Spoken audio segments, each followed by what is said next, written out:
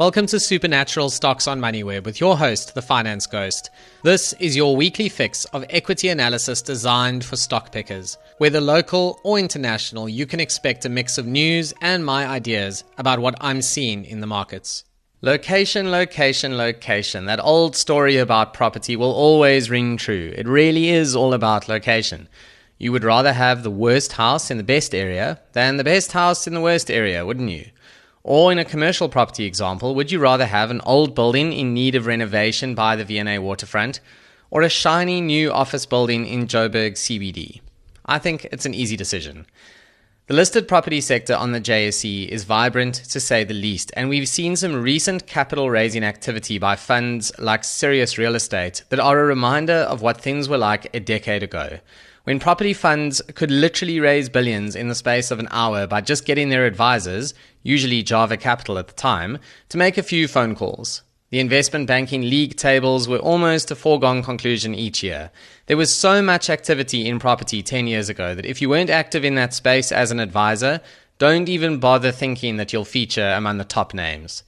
But why is this? What is it about the local market that is so supportive of REITs? And how did some of them get into the positions they are in today? We live in an inflationary economy where retirement funds are constantly on the search for dependable yield and inflation hedges, as this combination is key for retirees.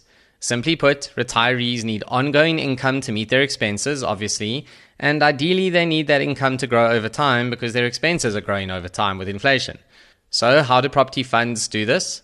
They charge rent every month to collect cash, of course, and they increase the rent each year. In theory, at least. The pandemic taught us that doesn't always happen. Now, when you dovetail this with the way that the local retirement industry has historically been sheltered by regulations, firstly to help them gather assets and secondly forcing them to deploy most of them in South Africa, you end up with a situation where there has been immense demand for property assets on the JSE. There's been a concentration of capital in search of assets, and in a capitalist context, great demand is inevitably met firstly by supply and then by oversupply. This is why we have so many property funds on the JSE, particularly of such varying quality. In a time before a new dawn, and that's the GNU dawn, another example of demand driving supply was simply the extent of offshore exposure that the funds were putting on the books, and a lot of that offshore exposure is still there today.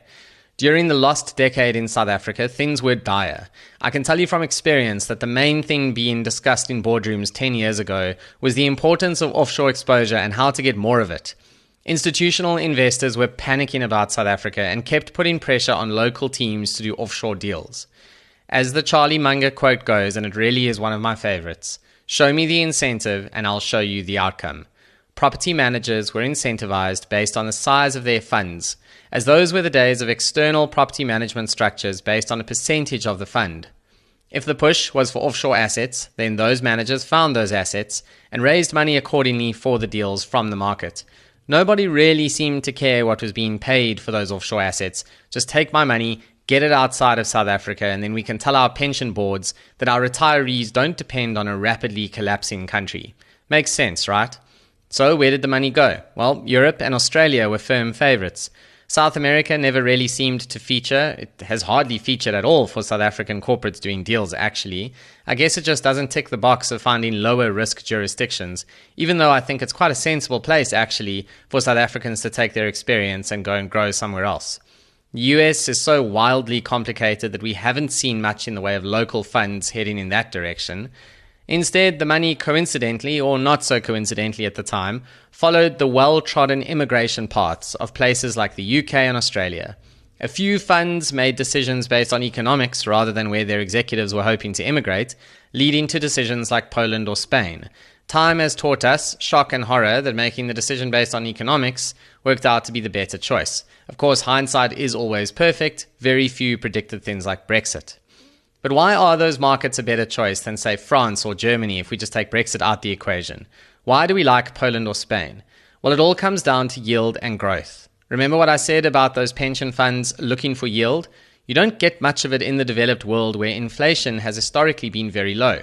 In theory, the depreciation of the rand against those low inflation economy currencies means that the rand returns on those properties could get interesting, But it was very dependent on the rand depreciating over time. Now, thankfully, the last decade made sure of that, but it hasn't been that simple since then, and it's not necessarily that simple going forward. On average, the success rate of that strategy has actually been quite poor because it depended on everything going right.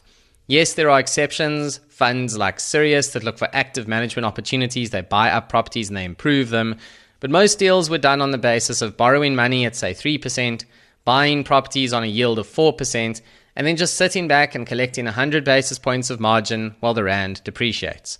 What could possibly go wrong? Well, a lot, as it turned out, ranging from changes in interest rates through to economic fortunes of some of those countries and, I'll use the example again, a political upheaval like Brexit. In contrast, places like Poland and the Iberian Peninsula, so that's Portugal and Spain, benefit from genuine improvements in footfall and spending power over time. Europe may be one continent, but it's a bit like Africa. It's very different depending where you are. If you've traveled enough to see Paris on one end in France and Istanbul right on the edge on the other side in Turkey, you'll know how different these places are. I haven't been to Poland before, but my recent experience of a brand new mall just outside Istanbul is probably reflective of how it works in Eastern Europe as well. These are very, very old countries, so new retail mall infrastructure is quite thin on the ground, and the modern malls are prize assets that people flock to. We totally take for granted how developed our retail market is in South Africa and just how many large malls we actually have here.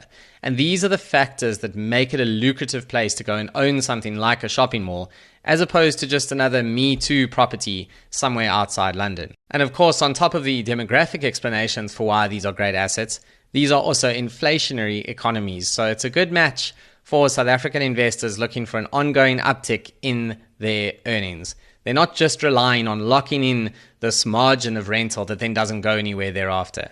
They can actually see it growing over time in places like Poland.